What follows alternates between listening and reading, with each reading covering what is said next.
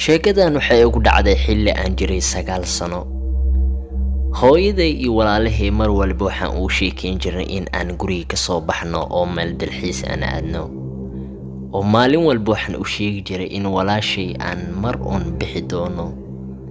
haweenada ka mid ah ayaan tashanay. subaxiina waan soo dhaqaajinay oo waxaan aadnay meel dalxiis ah anagoon waalidiinteeda ogeyn. meesha waxay ahayd meel aad iyo aad u qurux badan oo dad badan ayaa joogay. xilliyada qaar xataa dadka ayaan la baashaaleynay. sidaan u baashaaleyna ayaa mar waxaan aragnay nin weyn oo bidaar leh. xitaa ma uunan noo qoslin markaan gacmaha u taagnay. cabaar dheer ayuuna fiirinayay anigana iyo walaashay aad iyo aad baan u cabsanay. ninka wuxuu okaa nin aan damaashaadeynin. wuxuu watay jaakeed iyo sarwaal madow. anagoo idil cabsi ayaa na gashay. walaashaydana waxay ahayd qof aad iyo aad u cabsi badan. soo bax anaa idin dhedheelsiinaya. meel ayaan idin geenayaa. meesha meel aad u qurux badan waaye. soo baxa. hadalkaas markuuna dhahay ayaan yaabnay aniga iyo gabadha walaasheeda. laakiin xoogaa walaasheeda ayaan gadaal ka taabtay. kadibna meeshii ayaan isaga soo dhaqaaqnay. weliba anagoo iska boojeynayna ninkii. sidaan u baashaalayna ayaa waxaan aragnay isla ninkii ayuu ahaa. anaga dhankeen ayuu soo socday. waana fahmi waayay sababta anaga uu noo daba socdo. cabaar ayaan isfiirfiirinay. kadibna wuxuuna yidhi, soo baxa. waxaan idin geenayaa meel damaashaadka aad ugu wanaagsan yahay. waxaan ahay qof ka shaqeeya meeshaan. baawur ayaan leeyahay. marka meesha baawurkii ku soo damaashaada. markaad damaashaadka dhammaysataan iska soo baxa. waan idin cayarsiinayaa. kadibna waan idin soo celinayaa. ee soo bax iyo aamina isoo raaca.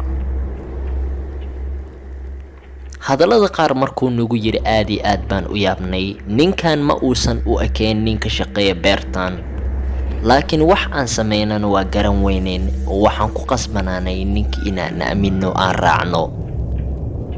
sidaan xoogaa u socona ayaa waxaa gaarnay meel uu yaalay gaari. gaariga lug hore ma uusan lahayn, laakiin taaka ayuu lahaa. walaasheedan aad bay u baqaysay. ninkii ayaa nagu yiri bal isugu xoogaa. walaasheeda ayaa waxay ugu tiri ninkan aan ka gambano. sidii ayaan ugu gambanay ninkii. ninka markuu ka soo degay gaariga gacanta wuxuu ku watay sharooto.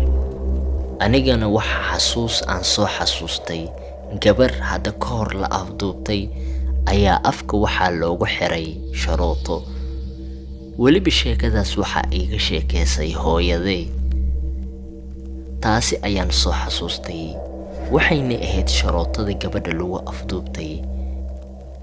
ninka anaga ayuuna raadinayay. aayar ayuu geesahana isaga fiirinayay.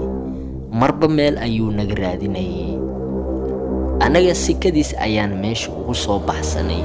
weliba isagoo naga raadinayay qayb kale. anigii iyo walaasheeda guriga ayaan ku soo noqonay. habeenkaasoo idil xitaa ma aanan seexan. taladeena waxay ahayd tala aad iyo aad u xun. la soco sheekada xigta. fadlan haddii aad janalka ku cusub tahay subscribe inoo saar. lana soco sheekooyinkeena habeen kasta. mahadsanid.